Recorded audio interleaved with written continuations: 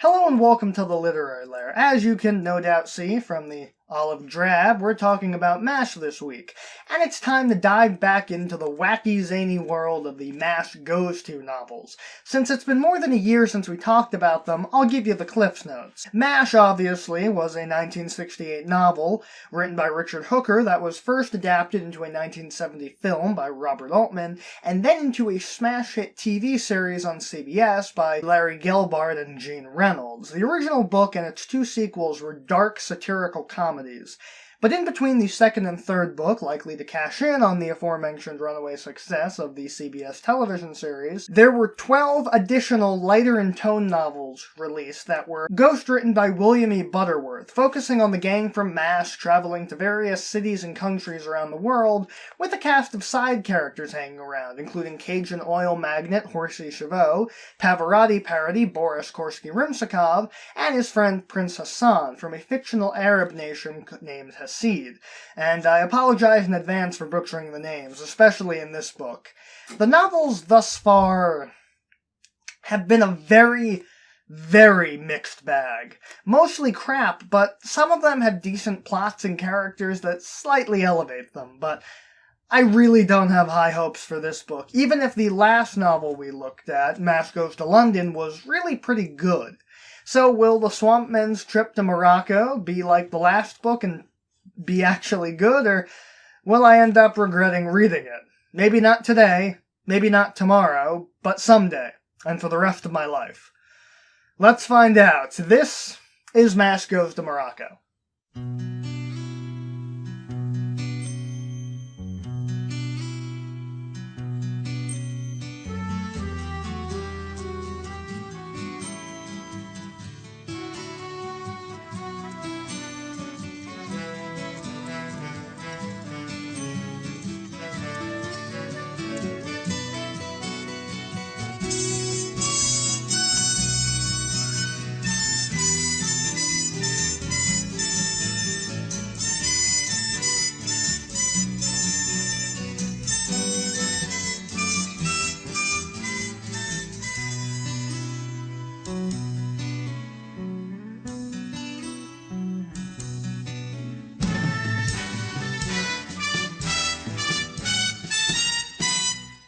The cover is, well, at least I know what's going on it. My usual litmus test for quality is the cover. I know, don't judge a book by its cover, but the cover for the MASH Goes To novels have thus far proven my theory that covers do actually make the book. MASH Goes to Paris was the worst of the books so far, and it had an absolutely incomprehensible cover, whereas the covers for New Orleans and London were fairly straightforward, and those books were pretty decent. That being said, we've got the title and MASH logo up at the top with the tagline, "The Madcap Medics are at it again," above the authors' names, and then we get an illustration of two men clad in olive drab on the right, presumably Hawkeye and Trapper, Boris potentially doing something improper with Margaret on the left side, and an Arab man on a camel watching a tiny CRT who I presume to be the Sheikh of Abzug, the fictional country that much of the novel revolves around. In addition, they're all standing in front of oil towers, and because we've discussed it for the last few books, the back cover features a blurb that you can read on your own time, a review that you can also read on your own time, and a list of the then current cast of MASH, which includes the entire gang from seasons 4 and 5. Now finally including Mike Farrell's name. Well, let's get to the story itself. Like so many of these novels start, this one opens with Hawkeye and Trapper not wanting to be where they currently are. In this case, a medical conference where they give out prizes to every attendee, whether they want it or not, which Hawk and Trap decidedly don't want, but their wives do, so they were forced to attend. A problem only slightly mediated by the fact that they brought a special medical elixir, in reality a 10-to-1 martini that they mix with some store-brand Sprite, burble up, as a panacea for imaginary maladies, so that their wives don't know that they're getting drunk. Hawkeye chose gastric distress, so all he has to do is burp to make his wife badger him into taking his medicine, while Trapper chose acne, and while his wife doesn't really understand how a drink can help acne, she's not a doctor, so she doesn't argue. Hawkeye and Trapper are also fairly proud of the fact that they managed to give fake names to the conference, claiming to be Louis Pasteur and Aloysius Rentgen, which means that they'll receive no prizes. However, they failed to take into account that the conference has absentee prizes for doctors who aren't there to attend, and thus Hawkeye wins 2 tickets for an all-expenses-paid trip to Morocco, which Mrs. Pierce gladly accepts in her absent husband's stead. However, things end up looking up for the pair when Hawkeye returns home one day from work several weeks later to find a quarantine sign on the door. Okay, I'm going to make a promise right here that I will try my damnedest not to review anything that contains familiar elements that also appeared in 2020. I probably won't succeed, but I'm going to try. See, the Pierce and McIntyre kids have all got chickenpox. This is the 70s, remember. The vaccine wasn't invented until the year before I was born, and Mrs. Pierce and Mrs. McIntyre decide to stay together at the Pierce house to take care of the kids, initially having Hawkeye move in with Trapper for the next 2 weeks, which Hawkeye is very against, since, as he said, "I spent 16 months with you in Korea. That's enough for a lifetime." But, because they have non-refundable tickets to Morocco, Trapper's wife suggested that they let their husbands go on the trip, despite Trapper's totally real objections. Naturally, they're not actually planning on going to Morocco. They're going to stay in the States and go golfing for 2 weeks, while their pilot buddy, Wrong Ray Napolitano, is going to send postcards from Morocco in their stead. So essentially what they're doing is the good version of what Chameleon Tours did in Doctor Who. However, those plans are going to go awry thanks to the US government. You'd think Hawkeye and Trapper would be used to that by now, but before we get to that, we need to take care of a lot of meanwhiles. Meanwhile, in Paris, Prince Hassan is working a special mission for his father, the Sheikh of Hasid. You see, Abzug, an oil-rich Arab nation located somewhere in the vicinity of Morocco, is a lot like Wakanda in that they've resisted utilizing their oil for the benefit of the world and resisted joining the 20th century, mostly at the behest of their Sheikh, Abdullah ben Abzug, and Prince Hassan's father wants to get Abzug self-sufficient, because while they have a good trading relationship, as Homer Simpson learned, money, and by extension oil, can buy many peanuts, and seemingly wants to genuinely improve his fellow kingdom, admitting that it doesn't really cost Hasid a lot of money to aid them. Thus Hassan is showing the Sheikh all the creature comforts of a 5-star hotel. That is, until they run into Boris, who is always under siege by his adoring public, so they end up having to hole up in Boris's private suite, where Boris starts to teach the Sheik some unbecoming language, such as "your mother wears army boots," which he particularly takes to. In addition, the president of France, whose wife has a huge crush on Boris, wants to use this new relationship to secure Abzug's oil for France, but Boris knows of a man much better suited to be the appraiser, and suggests his old army buddy Horsey Chavot, who arranges to fly to Abzug at his earliest convenience to meet with the Sheik, bringing along his spiritual advisor, Lieutenant Colonel Reverend Mother Margaret Wackoff Wilson, retired. Wait a minute. Wackoff. Oh, god damn it! It's been how many years since I read Mask Goes to New Orleans, and I just now got the joke in her name. Margaret H. Wackoff. And I even said it right back then. Anyway, Horsey tells the news of his new business opportunity to the Archbishop of Swanshan/New Orleans, Francis John P. Mulcahy, who, horrified by the diplomatic disaster such a trip would be, warns the Secretary of State of the trip.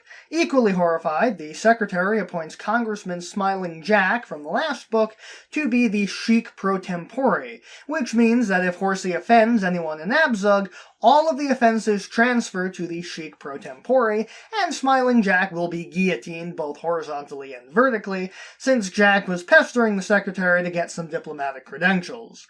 Meanwhile, the newly appointed attaché to Morocco, Penelope Quaddlebum, after having spent her last night in Paris in a drunken stupor and kicking the Prince of Abzug in the shins, causing both of them to spend the novel trying to rediscover their misconnection, becomes the ambassador to Abzug and spends much of the book trying to locate it, since they're so isolationist that nobody actually knows where they are.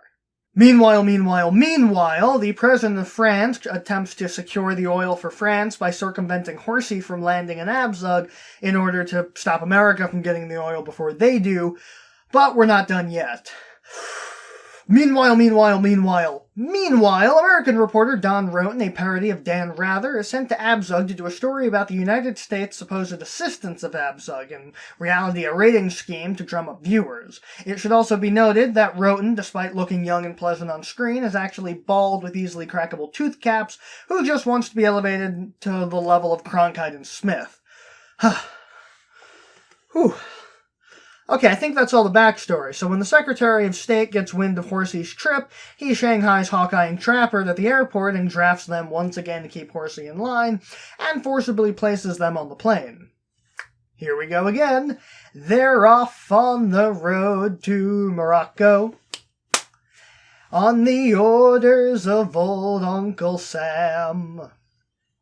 Where they're going, why they're going, how can they be sure? Surely this isn't the worst trip they've had to endure. They certainly do get around. Like Bing and Bob in 42, they're Morocco bound. Sorry, I had to. Anyway, Hawkeye and Trapper take umbrage with that, so once they arrive in Morocco, they hop off the plane and convince the guards there that the Secretary of State is a crazy guy who just believes he's the Secretary of State, and then go off to find a golf course. At the same time, while both Smiling Jack and Don Roten attempt to get assistance at the U.S. consulate for their respective jobs, Penelope Quattlebaum, having been placed in her position purely through nepotism and frankly, being dumber than a sack of hammers, has both Jack and Roten institutionalized for pretending to be a congressman and a journalist, respectively. Hawk and Trap make the acquaintance of the King of Morocco, but through a communications mishap and a language barrier, they don't actually realize who he is and treat him like a regular guy, and the king enjoys it, because he finally has skilled golfing buddies who aren't afraid to show their skill.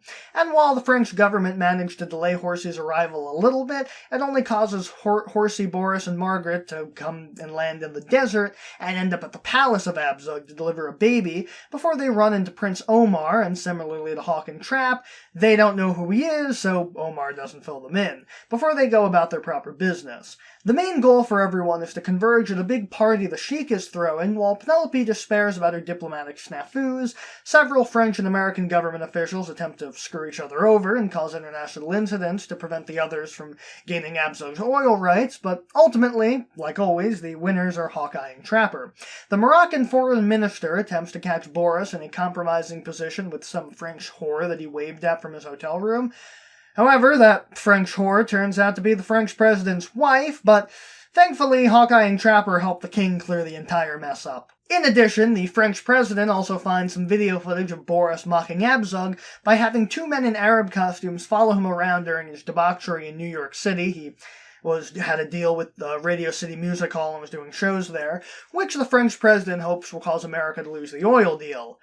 The only problem is, the fake Arabs are real Arabs, and one of those real Arabs is the Sheikh himself, who is pleased to see himself in the video and only asks for a copy of it to be sent to him for posterity.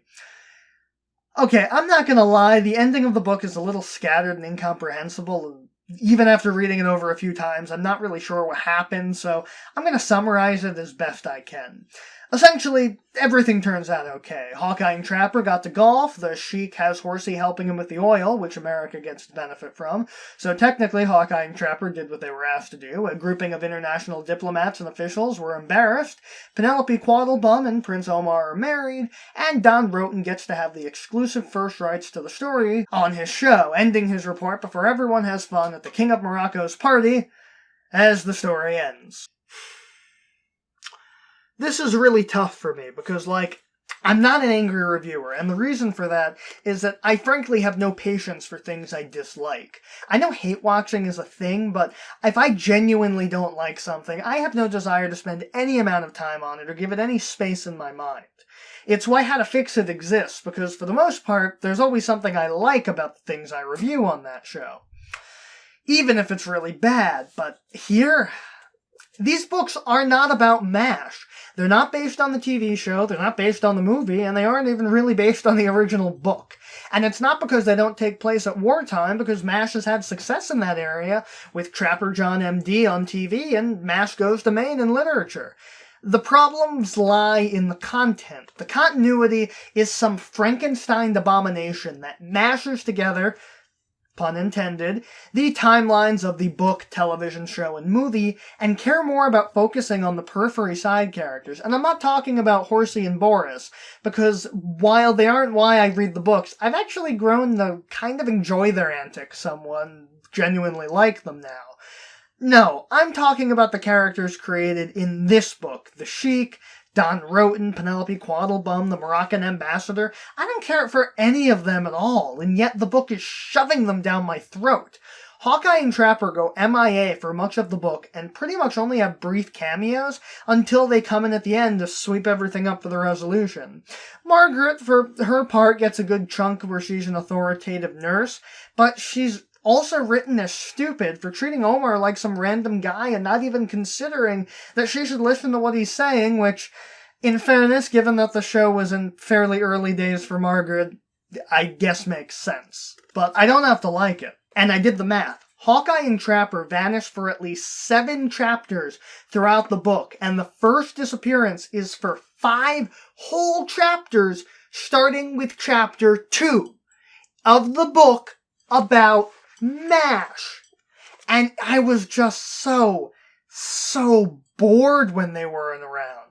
And it's not like I adore these versions of the characters. They're just the only ones who ever do anything that I find interesting and tell funny jokes, especially since the book really loves to write everyone else out. We get no Duke, no Spear Chucker. There's no Radar Colonel Blake in this book. It's just Hawkeye, Trapper, and Margaret, and they all barely show up.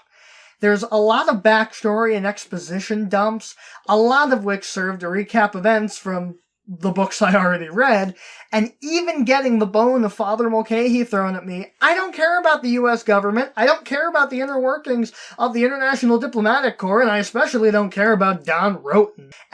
And maybe I'm misinformed or know nothing about Dan Rather, but Don Roten doesn't really make sense to me as a parody. I'd read online that he's meant to be a parody of Dan Rather, but this boorish, secretly bald egotist doesn't match the soft-spoken Dan Rather that I've observed watching him in modern interviews.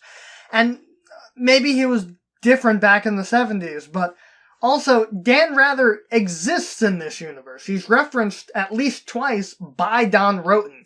So how does a parody also exist?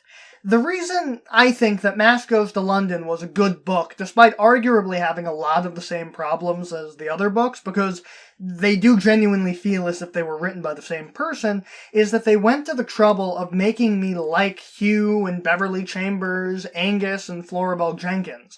I found their love stories a lot more likable than I did Penelope and Omar's, and frankly, I think it's comes down to the fact that Floribel and Beverly weren't objectified like Penelope was. I mean, and this is directly from her character description on the first page of the book.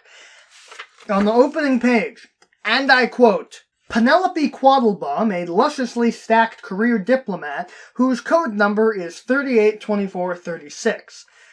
And here I thought things couldn't get any worse than Congresswoman Hortense V. Klump, the strong woman man-hating feminist. But at least she didn't get objectified before the story even started. And Penelope even gets in on that straw man woman's lib-era feminist stuff too, with the remark about a spineless male chauvinist sexist pig. But then, when she finds out that she wrongfully institutionalized Smiling Jack and Roten, she cries, "My diplomatic career is finished, I'm a ruined woman at 23. Which, 1, gross, and 2, it is indeed a dark day when I turn out to be older than the semi-successful career diplomats in the books that I'm reviewing. I know I'm not old, but it really makes me feel that way. Honestly, this book doesn't deserve my analysis. It's boring, it's not clever, it's borderline offensive, given that it heavily features Arab countries and makes copious references to the countries having plans in place to kill infidels for breaking their laws in brutal ways as a punchline, such as the aforementioned guillotine both ways. In fact, Prince Omar says the word infidel so much that I'm starting to think his real name is Ahmed the Dead Terrorist. Is it bad if I think that Jeff Dunham might actually have the more respectful Arab caricature? And it really was boring. Like, I was supposed to review this book last year, and while I do blame the pandemic for a lot of my lack of drive to read, I started this book no less than 3 separate times, and I just couldn't do it.